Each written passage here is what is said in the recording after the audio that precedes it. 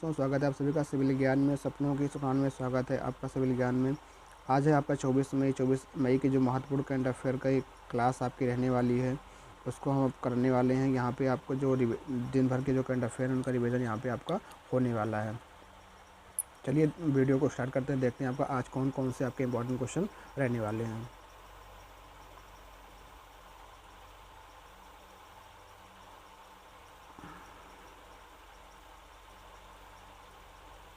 Video को start करने से पहले आपको बता दें, अगर क्लास की पीडीएफ आपको चाहिए तो आपको टेलीग्राम चैनल पे हमारे क्लास की पीडीएफ मिल जाएगी। आप वहाँ से इस पीडीएफ को डाउनलोड कर सकते हैं और ये आपकी 2 से 3 पेज में पीडीएफ होती है। आप इसको प्रिंट आउट निकाल करके अपना एक नत्थी करके रख सकते हैं, आपके फ्यूचर में काम आने वाली है। पहला क्वेश्चन आपका है कि आतंकवाद विरोधी दिवस कब मनाया जाता है। तो ये आपका 21 मई को आतंकवाद विरोधी दिवस मनाया जाता है। इसकी शुरुआत कब से हुई थी? 21 मई 1991 को इसकी शुरुआत हुई थी। हुआ क्या था कि 21 मई 1991 को राजीव गांधी की जो है सुसाइडल जो है बम के द्वारा इनकी हत्या कर दी गई तमिलनाडु के अंदर। इसीलिए 21 मई को राष्ट्रीय सद्भावना को बढ़ावा देने के लिए और आतंकवाद विरोध को लिए इसको 21 मई को आतंकवाद विरोधी दिवस आपका मनाया जाता है। तो यहाँ पे ऑप्शन नंबर ए जो 21 मई है आपका यहाँ पे करेक्ट आंसर होगा। आगे बढ़ते हैं। आगे है आपकी जो पूर्णतया न्याय संकल्पना जो है आर्टिकल किस में है, ये आपको बताना है। राज्यपाल क्षमादान की शक्ति किस में है, ये आपको बताना है। फिर आपको बताना है राष्ट्रपति के पास क्षमादान की शक्ति किस अनुच्छेद में है। तो ये देखिए, जो पूर्ण न्याय की संकल्पना है वो आर्टिकल 142 में रखी गई है। राज्यपाल के क्षमादान की जो शक्ति है वो आर्टिकल 161 के अंतर्गत है। फिर आपको देखना है राष्ट्रपति के पास क्षमादान की शक्ति किसके अनुच्छेद में है, तो आर्टिकल 72 में है। राष्ट्रपति की शक्ति और राज्यपाल में कुछ अंतर होता है, क्योंकि राष्ट्रपति जो है मृत्युदंडों को माफ़ कर सकता है लेकिन राज्यपाल माफ़ नहीं कर सकता। ये बहुत बड़ा अंतर होता है कि दोनों को क्षमादान की शक्ति तो संविधान के द्वारा दी गई है, लेकिन जो राष्ट्रपति है वो मृत्युदंडों को माफ़ कर सकता है लेकिन राज्यपाल माफ़ नहीं कर सकता। इसको आपको ध्यान रखना है। मार्शल लॉ को भी राष्ट्रपति माफ़ कर सकता है, मार्शल लॉ को भी राष्ट्रपति माफ़ कर सकता है, लेकिन राज्यपाल को ये अधिकार नहीं दिया गया है। 22 मई को हम लोग कौन सा डे मनाते हैं? 22 मई को आपका बायोडाइवर्सिटी डे मनाया जाता है, जिसको हम लोग जैव विविधता दिवस कहते हैं। जैव विविधता दिवस आपका 22 मई को मनाया जाता है। आपको बताना है कि तंबाकू निषेध दिवस कब मनाया जाता है। तंबाकू निषेध दिवस कब मनाया जाता है आपको बताना है। तो ये आपका 31 मई को तंबाकू निषेध दिवस मनाया जाता है। अगर हमसे पूछे विश्व जल दिवस कब मनाया जाता है, विश्व जल दिवस आपका, तो ये आपका 22 मार्च को मनाया जाता है विश्व जल दिवस। अगर आपसे पीछे पृथ्वी दिवस कब मनाया जाता है, तो ये आपका 22 अप्रैल को पृथ्वी दिवस आपका मनाया जाता है। इसको आपको ध्यान रखना है। अगले क्वेश्चन की तरफ बढ़ते हैं। अगला क्वेश्चन है वर्ल्ड इकोनॉमिक फोरम की वार्षिक बैठक 2022 का आयोजन स्थल कहाँ पे है। तो ये आपको बताना है कि कहाँ पे हुआ है। तो ये आपकी जो हो रही है आयोजन स्थल आपका वर्ल्ड इकोनॉमिक फोरम का, ये दाओस के अंदर हो रही है। दाओस कहाँ पे? स्विट्ज़रलैंड के अंदर है। वर्ल्ड इकोनॉमिक फोरम की अगर हम बात करें, इसका हेडक्वार्टर जिनेवा में पड़ता है, स्विट्ज़रलैंड के अंदर। और जो वर्ल्ड इकोनॉमिक फोरम में भारत की तरफ से जो नेतृत्व कर रहे हैं वो आपके पीयूष गोयल जी कर रहे हैं। और इस बार की जो थीम रहने वाली है वर्किंग टुगेदर रिस्टोरिंग ट्रस्ट। इस बार की जो वर्ल्ड इकोनॉमिक फोरम की थीम है वर्किंग टुगेदर रिस्टोरिंग ट्रस्ट, इस बार की थीम रहने वाली है। तो वर्ल्ड इकोनॉमिक फोरम जो आपका विश्व आर्थिक मंच है उसकी जो वार्षिक बैठक आपकी हो रही है, तो आपकी कहाँ पे होगी? दाओस के स्विट्ज़रलैंड में आपकी होने वाली है। इसको आपको ध्यान रखना है। अगर इससे पूछा जाए कि वर्ल्ड जो आपका विश्व आर्थिक मंच है इसका हेडक्वार्टर कहाँ पे है? जिनेवा स्विट्ज़रलैंड के अंदर स्थित है। और भारत का नेतृत्व कौन कर रहा है? पीयूष गोयल इसके नेतृत्व कर रहे हैं। अगर आपसे पूछा जाए कि यूनेस्को का मुख्यालय कहाँ पे है, तो ये आपका पेरिस के अंदर है। या फिर या फाइनेंशियल एक्शन टास्क फोर्स का मुख्यालय कहाँ पे? ये भी आपका पेरिस में है। इंटरनेशनल कोर्ट ऑफ जस्टिस का मुख्यालय कहाँ पे? द हेग नीदरलैंड के अंदर स्थित है। अगर आपसे पूछा जाए FAO food and agriculture organization, जिसका हेडक्वार्टर कहाँ पे? इटली रोम में है। तो ये कहाँ पे? इटली रोम में स्थित है। अभी हाल ही में आपको बताना है, अभी हाल ही में FATF की जो ग्रे लिस्ट है उसमें किसको शामिल किया गया, इसको आपको कमेंट बॉक्स में बताना है। और FATF के जो नए अध्यक्ष बने आपके बने टी राजा कुमार, आपके नए अध्यक्ष बने हैं। अगर आप चैनल पर नए हैं, चैनल को लाइक शेयर सब्सक्राइब ज़रूर कर लीजिए। आप बताइए कि जो ब्रिक्स की जो 2021 में 13वीं बैठक हुई थी, किसने होस्ट किया था? भारत ने होस्ट किया था। तो 2022 में कौन हो रहा है? 14वीं बैठक कहाँ पे होस्ट हो रही है? आपकी चाइना में हो रही है। तो इस तरह से आप अगर याद कर सकते हैं। अगर आपको पता है कि 13वीं बैठक कौन होस्ट कर रहा है, तो ये आपका इंडिया। इस ब्रिक्स में क्या होता है, इसका हेडक्वार्टर कहाँ पे है, काठमांडू नेपाल के अंदर इसका हेडक्वार्टर स्थित है। ठीक है, अगर हम बात करें ब्रिक्स में कौन कौन से देश आते हैं, तो ब्राज़ील, रसिया, इंडिया, चाइना और आपका साउथ अफ्रीका। तो ये आपके जो हैं इसके अंतर्गत आते हैं।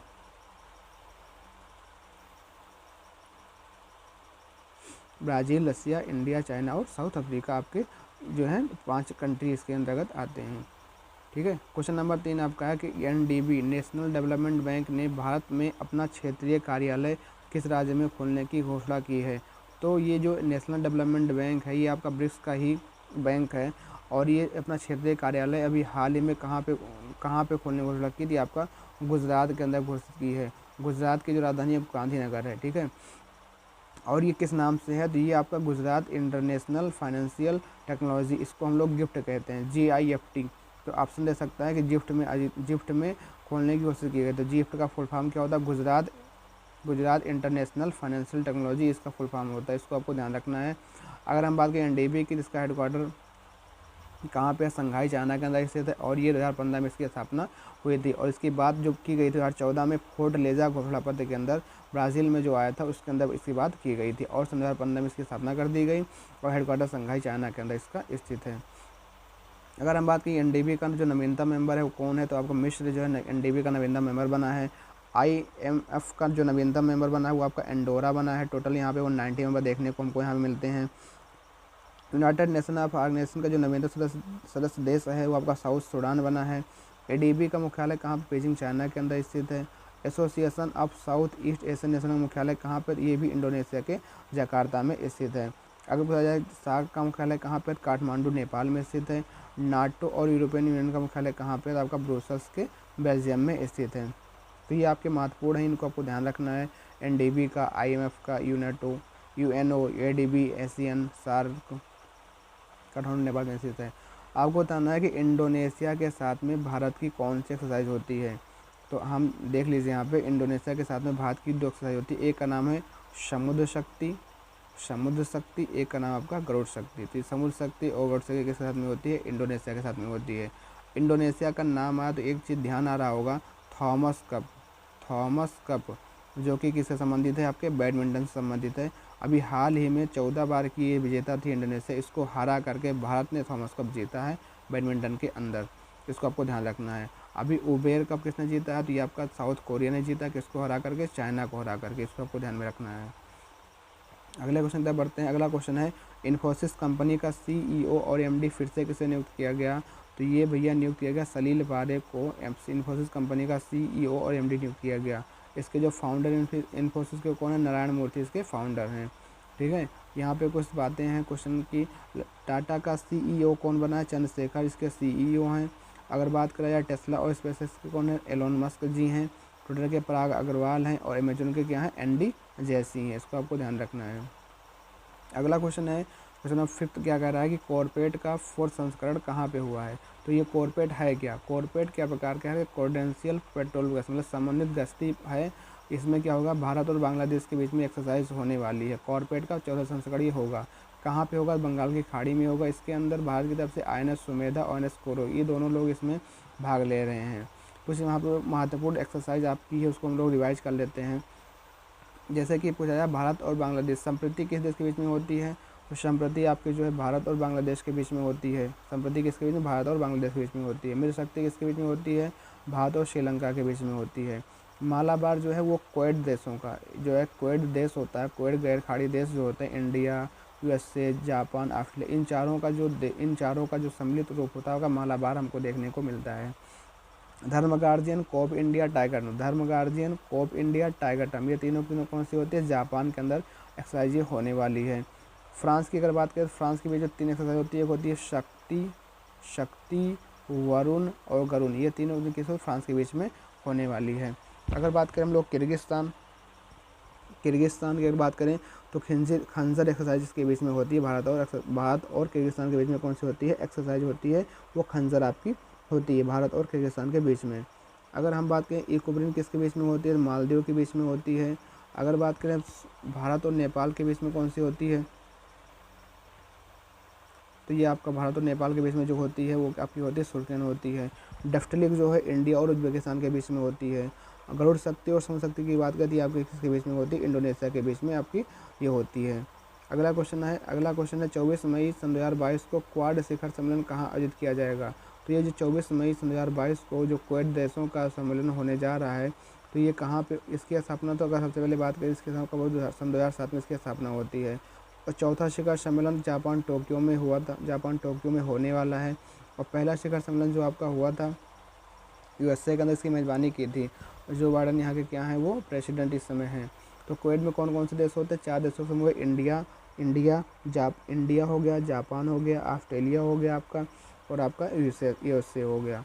ठीक है, आपको बताना जापान के मौजूदा हालत में जो प्राइम मिनिस्टर हैं वो कौन हैं। तो जापान के जो प्राइम मिनिस्टर वो आपके हैं इस समय फोमियो किस्टो, ये जापान के मिनिस्टर हैं। और जापान के पूर्व प्राइम मिनिस्टर जिनको नाम है शिंजो अबे है इनका नाम है। और इनको सन 2021 में क्या दिया गया, पद्म विभूषण अवार्ड इनको दिया गया सन 2021 में।